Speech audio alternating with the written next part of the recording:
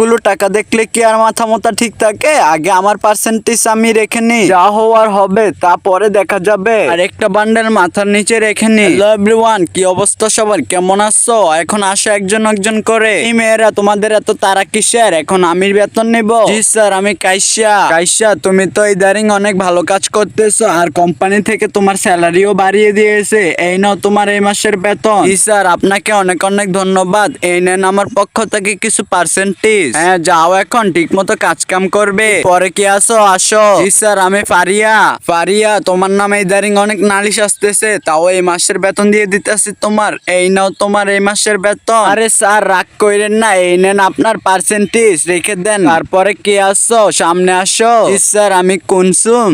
তুমিও কিন্তু ইদারিং ফারিয়ার মতো হয়ে যাচ্ছ।